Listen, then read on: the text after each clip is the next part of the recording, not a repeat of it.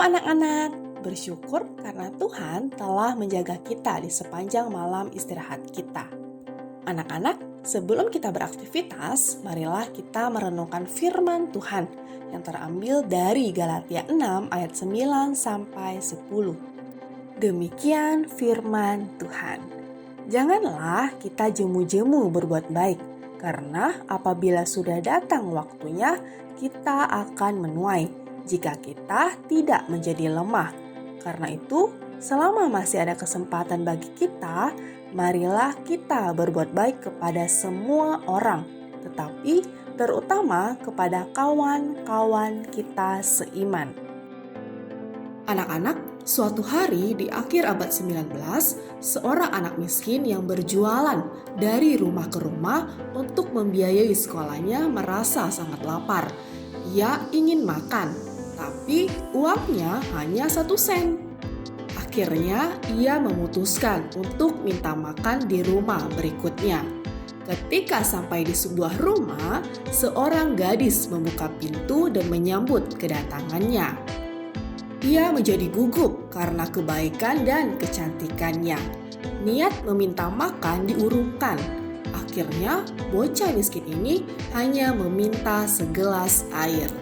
Sang gadis memperhatikan wajah sang bocah yang lemah sebagai tanda sangat kelaparan. Ia pun lalu masuk ke dalam rumah dan kembali membawakan segelas susu besar.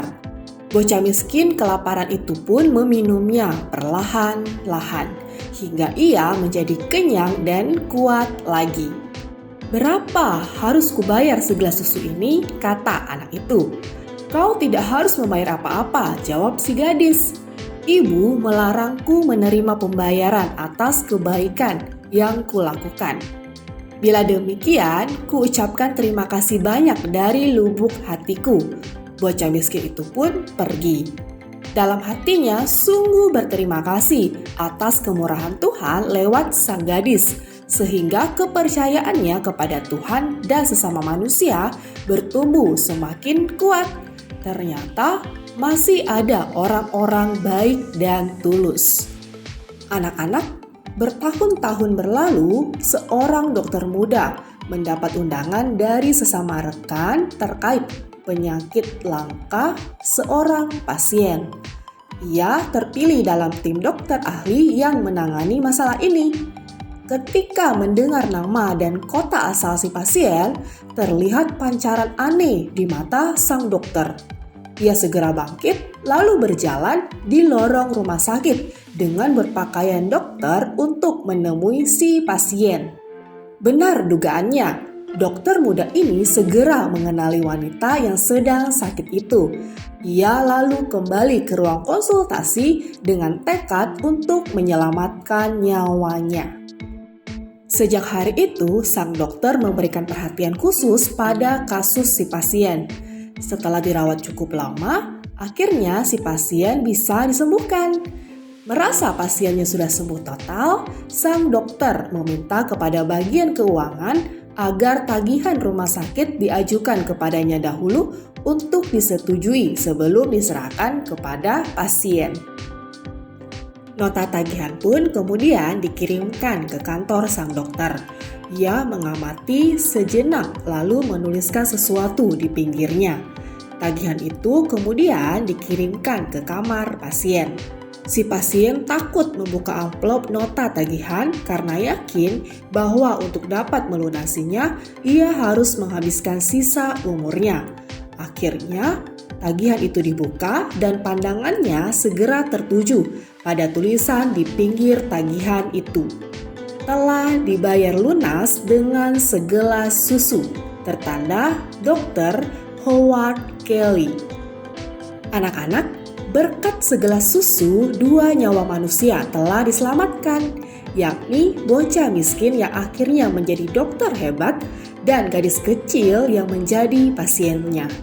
Ingatlah bahwa kebaikan sekecil apapun itu sangat berarti untuk orang lain.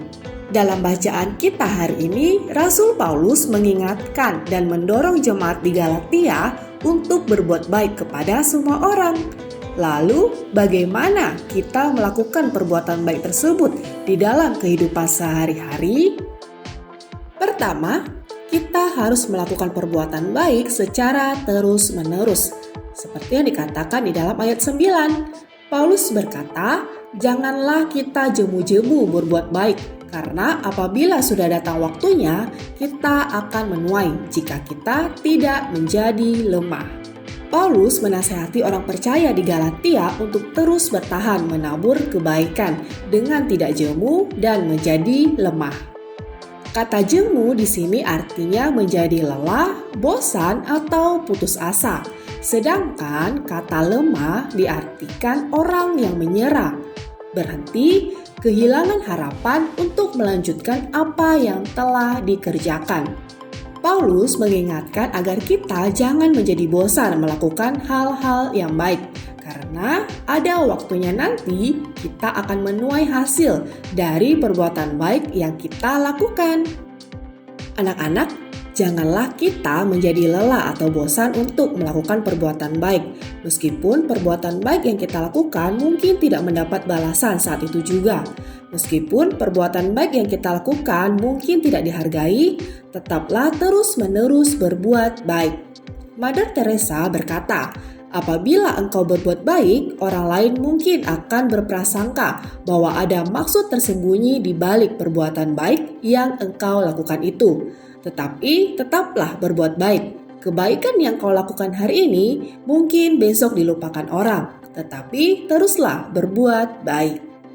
Sebagai anak-anak Tuhan, kita berbuat baik bukan supaya diselamatkan, tetapi sebaliknya, kita berbuat baik karena kita sudah diselamatkan oleh Tuhan Yesus. Jadi, perbuatan baik yang kita lakukan merupakan buah atau respon dari keselamatan yang sudah kita terima. Kedua, kita harus berbuat baik kepada semua orang, seperti yang dikatakan di dalam ayat 10. Paulus berkata, selama masih ada kesempatan bagi kita, marilah kita berbuat baik kepada semua orang, tetapi terutama kepada kawan-kawan kita seiman. Dalam berbuat baik, kita tidak boleh memilih-milih hanya kepada orang yang kita sukai saja.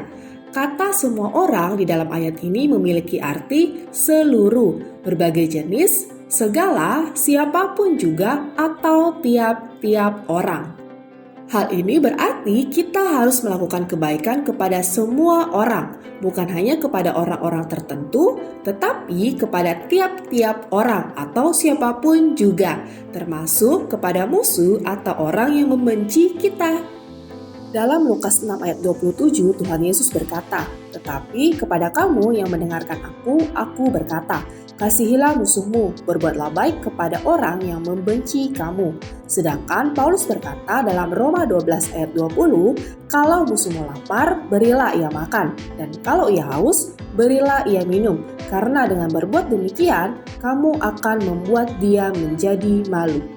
Anak-anak, perbuatan baik dapat kita wujudkan dalam banyak cara dan bisa dimulai dari hal-hal kecil, seperti membantu orang tua di rumah, memberikan donasi saudara asuh, menolong teman jika ada kesulitan dalam pelajaran, saling mendoakan, atau memberikan semangat ketika ada teman yang sedih.